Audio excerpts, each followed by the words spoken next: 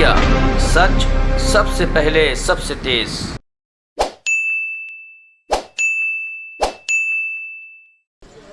आप सभी को नमस्कार। आप सभी को दिवाली की ढेर सारी शुभकामनाएं। आज ये प्रेस वार्ता मैं इसलिए कर रही हूँ आप लोगों से एक पत्र साझा करने के लिए। कल मैंने केंद्र सरकार के टूरिज्म मिनिस्टर श्री जी किशन रेड्डी को एक पत्र लिखा है। वो पत्र मैंने सुरेश पटेल जी, चेयरमैन सेंट्रल विजिलेंस कमीशन को भी उसकी कॉपी भेजी है और मैंने उसमें संबित पात्रा जी के chairperson Indian tourism development corporation से हटाए जाने की मांग करी है। ये पत्र है जो कल मैंने टूरिज्म मिनिस्टर और चेयरमैन सेंट्रल विजिलेंस कमीशन को भेजा है। इस पत्र में क्या क्या तथ्य हैं, इस शिकायत पत्र में क्या क्या तथ्य हैं, वो मैं आपसे साझा करना चाहूंगी। 30 नवंबर 2021, 30 नवंबर 2021 को संबित पात्रा जी को Indian tourism development corporation ITDC का चेयरपर्सन नियुक्त किया गया था। ITDC ministry of tourism central government के तहत आता है और चेयरमैन इंडियन टूरिज्म कॉरपोरेशन नियुक्त होने के बाद संबित पात्रा जी पब्लिक सर्वेंट की जो लीगल डेफिनेशन है उसके तहत शामिल हो जाते हैं।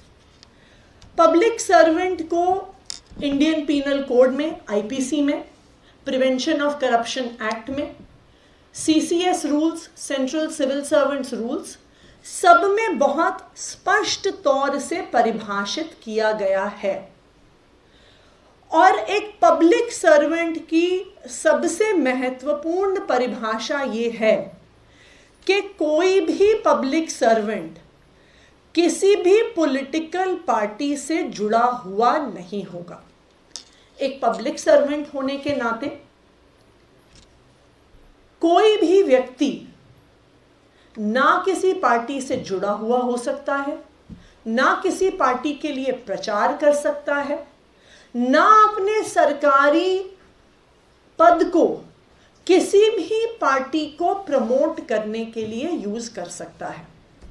परंतु संबित पात्रा जी चेयरमैन ITDC होने के बावजूद, पब्लिक सर्वेंट होने के बावजूद भारतीय जनता पार्टी के राष्ट्रीय प्रवक्ता के पद पर बने हुए हैं। आप लोग अक्सर उन्हें भारतीय जनता पार्टी की प्रेस कॉन्फ्रेंसेस करते हुए देखते हैं। आप उन्हें अक्सर भारतीय जनता पार्टी की तरफ से टीवी डिबेट्स पर आते हुए देखते हैं। आप लोग अक्सर उन्हें भारतीय जनता पार्टी का चुनावी राज्यों में प्रचार करते हुए देखते हैं। ये टीवी डिबेट्स, ये प्रेस कॉन्फ्रेंसेस, ये चुनावी प्रचार बहुत स्पष्ट तौर से सेंट्रल सिविल सर्वेंट्स रूल्स का वायलेशन है। मैं आपसे ये शेयर करना चाहूंगी। रूल 5 और CCS कंडक्ट रूल्स ये स्पष्ट तौर से कहता है कि कोई भी पब्लिक सर्वेंट, और मैं उस रूल 5 का सेक्शन 1 पढ़ रही हूं, no government servant shall be a member of or be otherwise associated with any political party or any organization which takes part in politics, nor shall he or she take part in, subscribe in aid of or assist in any other manner any political movement or activity। ये बहुत स्पष्ट तौर से rule 5 और CCS conduct rules 1964 में लिखा हुआ है। लेकिन संबित पात्रा जी बिना किसी नियम कानून को ध्यान में रखे भारतीय जनता पार्टी के लिए प्रचार करते हैं, भारतीय जनता पार्टी के लिए प्रेस कॉन्फ्रेंसेस करते हैं, भारतीय जनता पार्टी के लिए टीवी डिबेट्स करते हैं। और अगर आप संबित पात्रा जी की ट्विटर टाइमलाइन पे जाएंगे तो आपको दिखेगा कि बहुत सारे पॉलिटिकल वीडियोस और बहुत सारे पॉलिटिकल डिबेट्स संबित पात्रा जी अपने सरकारी दफ्तर से करते हुए पाए जाते हैं, जो एक मिसयूज ऑफ पब्लिक ऑफिस का स्पष्ट उदाहरण है।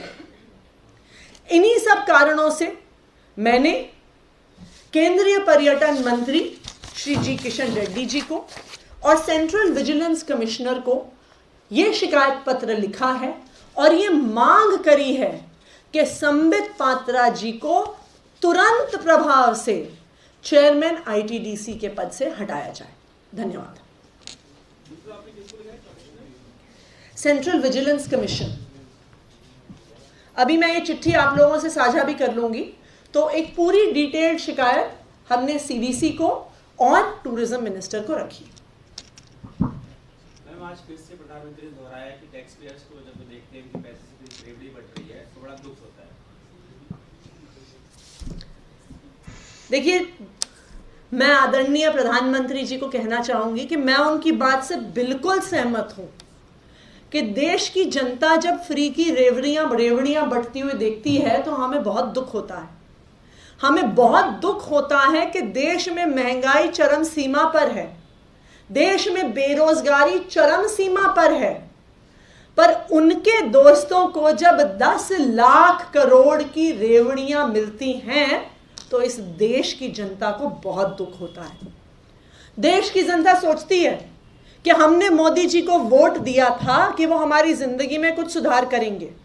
देश की जनता सोचती है कि ये वही प्रधानमंत्री हैं जिन्होंने प्रचार किया था कि बहुत हुई महंगाई की मार, बहुत हुई बेरोजगारी की मार, अब की बार मोदी सरकार। मोदी जी ने ये नहीं बताया था कि इस अब की बार मेरे दोस्तों के लिए सरकार। मोदी जी के दोस्तों को 10 लाख करोड़ मिल जाते हैं। 10 लाख करोड़ में पूरे देश के सरकारी स्कूलों को सुधारा जा सकता है, प्राइवेट स्कूलों से बेहतर बनाया जा सकता है। लेकिन मोदी जी ये नहीं करेंगे। मोदी जी को अपने सांसदों के लिए फ्री बिजली चाहिए, लेकिन अगर इस देश के गरीब आदमी को, आम आदमी को 200 यूनिट 300 यूनिट बिजली फ्री मिल जाती है तो मोदी जी के पेट में दर्द हो जाता है। मोदी जी अपने दोस्तों को तो 10 लाख करोड़ देते हैं, लेकिन अगर अरविंद केजरीवाल जी कहते हैं कि हम इस देश के युवाओं को बेरोजगारी भत्ता देंगे, 1000 रुपए 2000 रुपए महीना देंगे, तो मोदी जी के पेट में दर्द हो जाता है। तो आज देश में रहने वाले लोग ये देख रहे हैं कि एक तरफ कुछ पार्टियां हैं जो सिर्फ अपने परिवार के लिए कुछ करती हैं, अपने दोस्तों के लिए कुछ करते हैं, और दूसरी तरफ अरविंद केजरीवाल जी हैं जो देश के टैक्स का पैसा देश की जनता पर लगाते हैं और फिर भी इस देश की इकलौती मुनाफे की सरकार चलाते हैं। आप भारतीय जनता पार्टी के एक एक राज्य में जाके देखिए, आप मध्य प्रदेश में जाइए, उत्तर प्रदेश में जाइए, गुजरात में जाइए, लाखों करोड़ों के घाटे में चल रही हैं भारतीय जनता पार्टी की सरकारें। तो आज देश ये देख रहा है कि मोदी जी जो अपने दोस्तों को फ्री की रेवड़ियां बांट रहे हैं, उसी का नतीजा है कि एक आम आदमी महंगाई और बेरोजगारी से पिस रहा है। इसी से कनेक्टेड सवाल है, अभी तक की चीजें जो है आरोप प्रत्यारोप में चल रही थी। चुनाव आयोग ने सभी पार्टियों से पूछा था कि आप जिन चीजों को फ्री में देने की बात करते हैं, रिजल्ट कैसे बनाएंगे। 19 तारीख आखिरी डेट थी, आम आदमी का उसमें क्या रुख रहा? मैम, क्या आपने मांग? हमने चुनाव आयोग को वही बताया है जो हम हमेशा से स्पष्ट तौर से करते आए हैं। आम आदमी पार्टी ने, अरविंद केजरीवाल की सरकार ने ये दिखाया है कि हर आम इंसान के परिवार को अच्छी शिक्षा, अच्छी स्वास्थ्य की सुविधा, बिजली पानी फ्री दी जा सकती है मुनाफे की सरकार चलाते हुए। केंद्र सरकार की एजेंसी है सीएजी ने खुद अपनी रिपोर्ट में कहा है कि पूरे देश में एक इकलौती सरकार है जो मुनाफे में चलती है और वो दिल्ली की सरकार है। तो मेरा ये सवाल है कि जो बाकी पार्टियां, कांग्रेस, भारतीय जनता पार्टी सरकारें चलाती हैं, वो आम इंसान को तो कुछ देती नहीं है। तो कहां गए ये लाखों करोड़ रुपए? कहां से इनकी सरकार घाटे में आ गई? ये सब पैसा इनकी दोस्तों की जेब में गया है, इनके परिवार वालों की जेब में गया।